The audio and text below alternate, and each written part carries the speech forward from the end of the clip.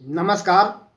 मैं वीरेंद्र कुमार अधिवक्ता और आप सभी यूट्यूब के दर्शकों श्रोताओं को यूट्यूब के इस चैनल रियल नॉलेज पर स्वागत है।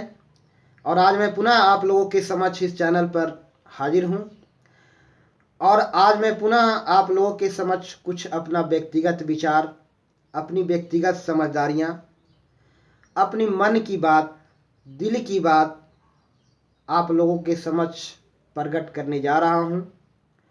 और मेरा उद्देश्य लोगों को जैसे भी हो सके कुछ फ़ायदा पहुंचाना है।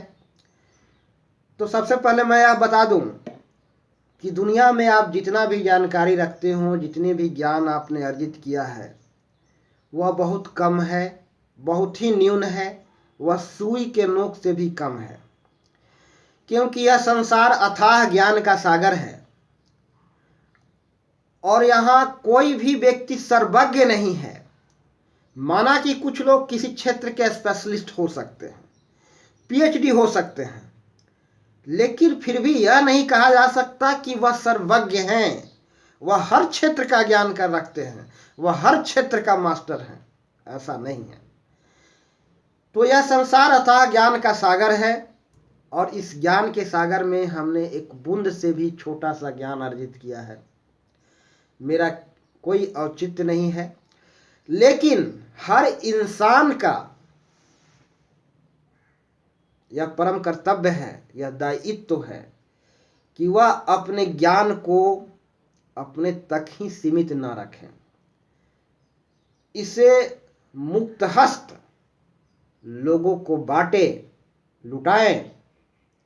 और मेरा उद्देश्य कुछ ऐसा ही है।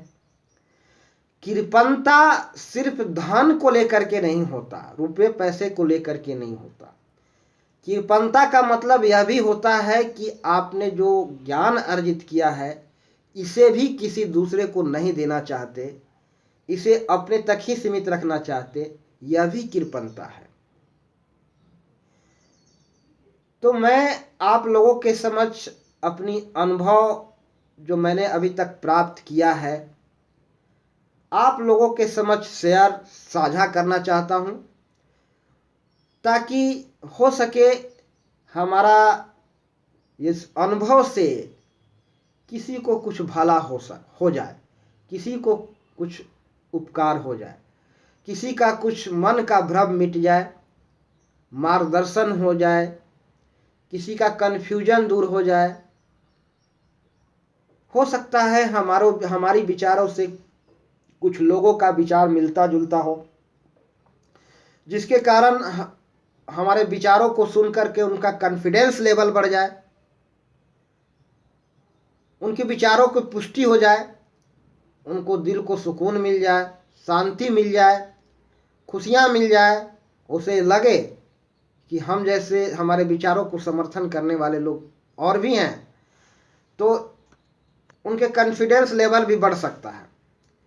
तो किसी को कुछ भला हो, इसके लिए मैं यहाँ पर अपना कुछ विचार आप लोगों के समक्ष लेकर के हमेशा हाजिर होते रहता हूँ।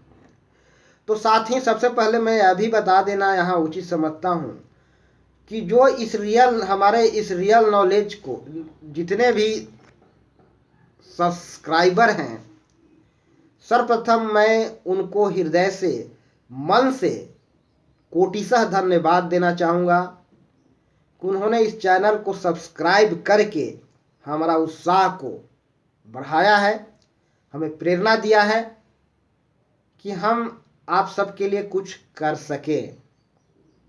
मैंने शुरू में ही कहा है कि मैं सर्वज्ञ नहीं हूँ, मैं कुछ नहीं जानता, मैं बिल्कुल नहीं जानता, लेकिन मैं जो कुछ भी जानता हूँ मैं यह समझता हूँ कि इसका लाभ और लोगों को मिलना चाहिए, उसका फायदा लोगों को मिलना चाहिए। इसलिए मैं अनवरत आप लोगों के समक्ष इस चैनल पर वीडियो लेकर के उपस्थित होते रहता हूं और मैं जीवन प्रयत्न आजीवन आप लोगों के समक्ष इस चैनल पर वीडियो लेकर के हाजिर होता रहूँगा। माना कि मैं एक बहुत बड़ा यूट्यूबर नहीं बन सकता, कोई बात नहीं, लेकिन मैं हमेशा एक यूट्यूबर बना रहूँगा, यह मेरा वादा है, यह मेरा वादा है। और मैंने जो अभी तक ज्ञान प्राप्त किया है, जो मैंने अब तक अनुभव प्राप्त किया, जो जितना भी मैंने अनुभव प्राप्त किया, वह जितना ही न्यून क्यों न हो, मैं हमेशा लोगों के समक्ष शेयर करता रहूँगा। और मैं इस चैनल के सब्सक्राइबर को कोटिशः धन्यवाद देना चाहूँगा। और मैं यह भी बता देना चाहूँगा कि मैं आप लोगों के लिए यहाँ प्रयास हमेशा कर रहा हूँ, और हमसे जितना बन सके आप लोगों के सहयोग समर्थन भी करने के लिए हमेशा तैयार रहूँगा। और यह भी बता दूं कि मैं एक गोताखोर की भांति समुद्र के तलहटी में गोता लगा करके समुद्र की तलहटी में छिपी रत्नों को, मणियों को ले करके आप लोगों के समक्ष लाता हूँ, आप लोगों को देता हूँ, ताकि आप उसका लाभ प्राप्त कर सकें। क्योंकि समुद्र में बहुत सारी मनियाँ और रत्न छिपी पड़ी है, लेकिन उसे प्राप्त करने के लिए उसकी गहराई में गोता लगाना पड़ता है।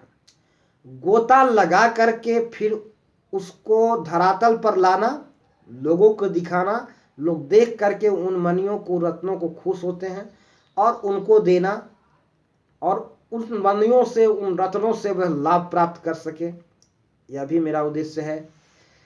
तो मैं सबसे पहले मैं तमाम दर्शकों को भी यह धन्यवाद देना चाहूँगा कि मेरा इस चैनल पर प्रस्तुत की जा रही वीडियो को वे सुनते हैं, और साथ ही मैं अपने इस चैनल के सब्सक्राइबरों को भी कोटिशा धन्यवाद देना चाहूँगा।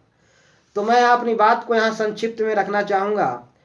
तो आज भी मैं यहाँ अपने कुछ अनुभव आप लोगों के समक्ष शेयर साझा करना चाहूँगा, हो सके इससे किसी को कोई लाभ हो।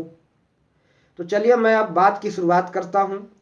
तो सबसे पहले मैं यह बता दूँ, पहला यह मेरा अनुभव है जो मैं आपको साझा करना चाह रहा हूँ कि अंधा अनुकरण से बचे, दूसरों के जैसा एग्जैक्ट उसके जैसा बनने का कोशिश ना करें, आप वैसा नहीं हो सकते। कुदरत सबका अलग अलग बना करके भेजा इस दुनिया पर। दूसरा, कुछ लोग ऐसे होते हैं जो आपके बढ़ते हुए प्रभुत्व से, आपके कृति से उन्हें ईर्षा होने लगती है। वो आपके मार्ग में बाधा डालने के लिए, रोड़ा डालने के लिए हमेशा तत्पर रहते हैं। तो घबराने की इसमें कोई ज़रूरत नहीं है, घबराना बिल्कुल नहीं है, अनवरत अपना काम करते रहना है। कुछ लोग आपको अपमानित करने का भय दिखाते हैं, अपमानित भी करने का कोशिश करते हैं, इसमें भी घबराने की ज़रूरत नहीं है, क्योंकि इससे आप अपने मार्ग नहीं बदलें। कुछ लोगों को अच्छाई पसंद नहीं होता है, तदनुरूप अच्छे लोग भी पसंद नहीं होते। वैसे लोग दूसरे से चिढ़ते जाते हैं, अच्छे लोगों से उनके मन में चिड़न होता है, अच्छाई पसंद नहीं है उनको। और आप देखिएगा कि ऐसे लोग ज़्यादा समय टेंशन में, तनाव में ही रहते हैं। उनके चेहरे पर ज़्यादा समय तनाव झलकता है और वह ज़्यादा कुछ जीवन में कर नहीं पाते। उनके पास कोई विशेष प्रतिभा नहीं होती, वे नाच नहीं सकते, वे गा नहीं सकते, वे कोई तबला नहीं बजा सकते, वे बांसुरी नहीं बजा सकते, वे अच्छा इंजीनियर नहीं हो सकते, एक अच्छा एडवोकेट भी नहीं हो सकते। एक अच्छा एडवोकेट वह होता है जो कोर्ट में 10-20 केस डील कर रहा हो सकता है वैसे लोग एक अच्छा दलाल बन सकते हैं। तो ऐसे ही मैं यहाँ एक चीज़ और बता दूँ, स्पष्ट कर दूँ, हम सब हमारे दर्शक और हमारे सब्सक्राइबर, हम सब किसी से डरने वाले नहीं हैं। कुछ ऐसे ही शख्स से कुछ दिन पूर्व बीते दिन मुलाकात हुआ, शायद उसको अच्छाई पसंद नहीं है।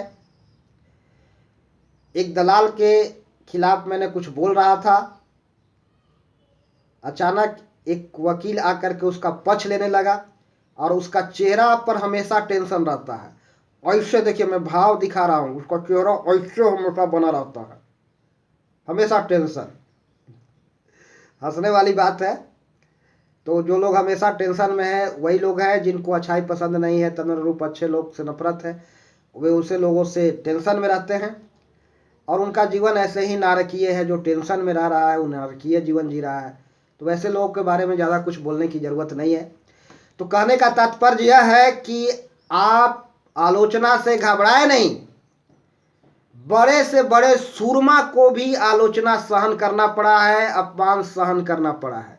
क्या गांधी को अपमानित नहीं होना पड़ा था? मैं पूछना चाहता हूं। क्या बुद्ध को अपमानित नहीं होना पड़ा था? पूछना चाहता हूं। क्या जीसस क्राइस्ट को अपमानित नहीं होना पड़ा था? पूछना चाहता हूं। सब लोग अपमानित हुए हैं, सब के सब। दशरथ मांझी को अपमानित नहीं होना पड़ा था? आप देख लीजिए उनके फिल्म को, सब के सब बेइज्जती होनी पड़ी है। लेकिन उनको अपमानित करने वाले लोग कौन थे?